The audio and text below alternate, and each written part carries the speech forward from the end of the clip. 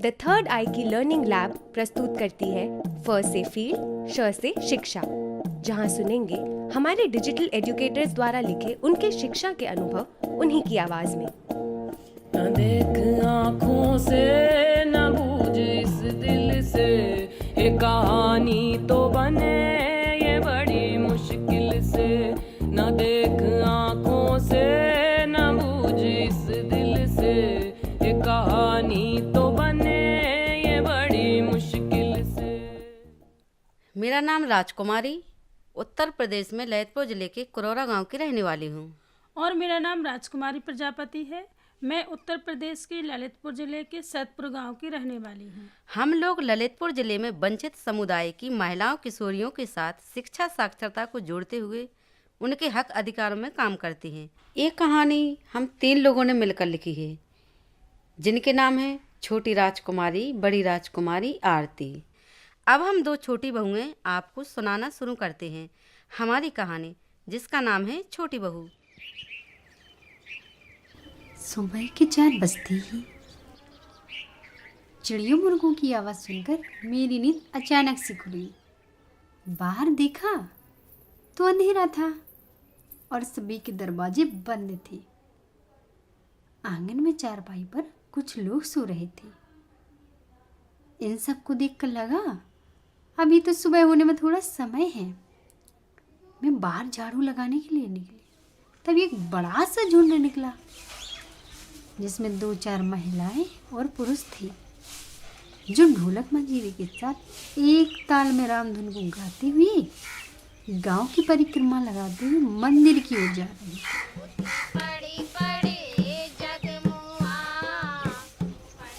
मंदिर में पूजा पाठ भजन कीर्तन करते।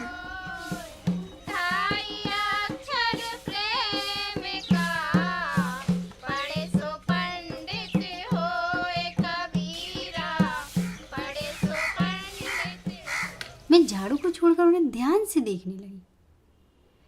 तभी पीछे से गाय की रमाने की आवाज आई, क्योंकि उसका भी समय हो गया था दूध लगाने का। तुरंत वहां से मैं भागी, गाय को बाहर बांधा, उसका दूध लगाया। तब तक घर के सभी लोग उठ चुके थे, सूरज भी निकल आया था। सब लोग अपने अपने काम से बाहर निकल रहे थे। बाहर बैठी सासू माँ ने जोर से आवाज लगाई, छोटी बहू, अभी तक खाना नहीं बना है? हाँ माँ, थोड़ा समय लगेगा। अरे देखो तो कितना समय हो गया है और अभी तक खाना नहीं बना है।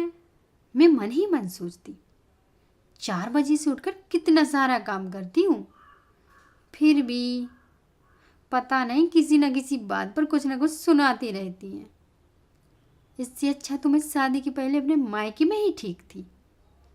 अपने मन से सोना, उठना, बैठना, लिखना, पढ़ना सब कुछ हो जाता था। घर में सब लोग मुझसे बहुत प्यार करते थे, क्योंकि मैं सबसे बड़ी बेटी थी। स्कूल जाने के लिए 2 चोटी बांधती, ज़्यादा घेर वाला स्कर्ट पहनती, वो भी जेब वाला, और दुकान से कुछ न कुछ चुराकर स्कर्ट की जेब में रखकर स्कूल ले जाती। सभी सहेलियां मेरे पीछे पीछे रहती, क्योंकि जो मैं ले जाती हूँ सबको खिलाती थी। उसी स्कूल में मेरी छोटी बहन पढ़ती थी। वह घर आके दादी से शिकायत करती, दीदी हर रोज दुकान में से कुछ न कुछ चुरा के ले जाती हैं और स्कूल में सबको बांटती हैं। मैं मांगती हूँ तो मुझे कुछ नहीं देती हैं।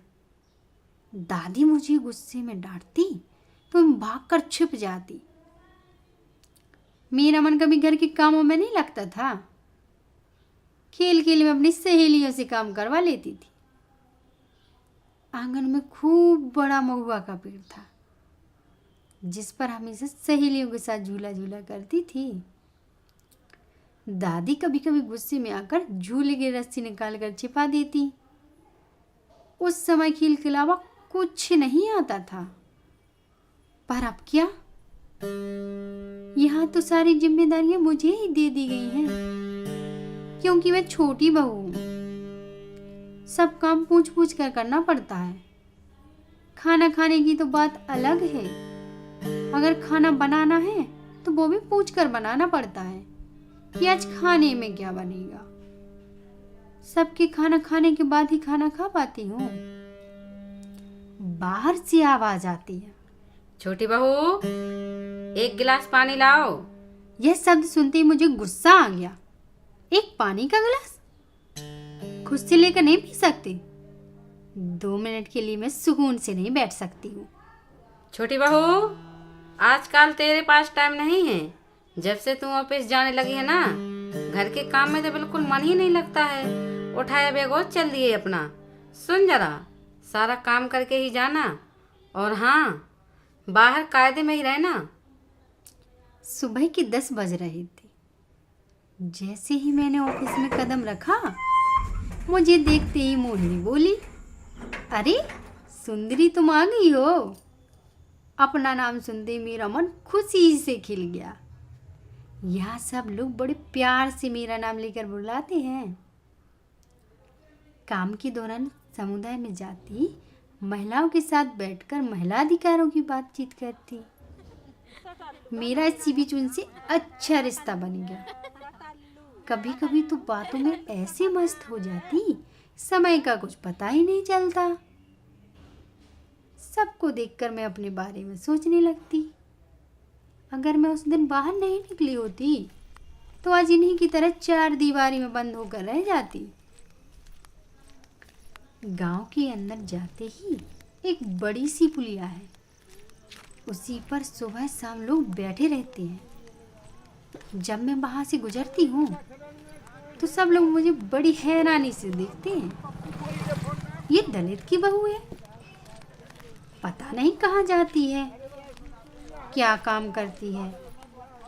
इसका तो आने जाने का कोई समय ही नहीं रहता है। मैं उन लोगों के बीच से निकलती हुई बाई तरफ मुड़ जाती, जहाँ से मेरे घर की पतली सी गली है। उसी गली में पहले पिछड़ी जाति के कुछ कच्चे पक्के मकान हैं और आगे बहुत पुराना नीम का पेड़ है। उसी के नीचे एक बड़ा सा चबूतरा है। वह हमेशा लोगों से भरा रहता है। कुछ लोग ताश खेलते तो कुछ अपनी बातों में मस्त रहते। बच्चों के खेलने की आवाजें और पक्षियों के चहचहाने की आवाजें सुबह से लेकर देर रात तक गूंजती रहती। इन्हीं आवाजों के बीच मैं सुंदरी अपने घर पहुंच जाती।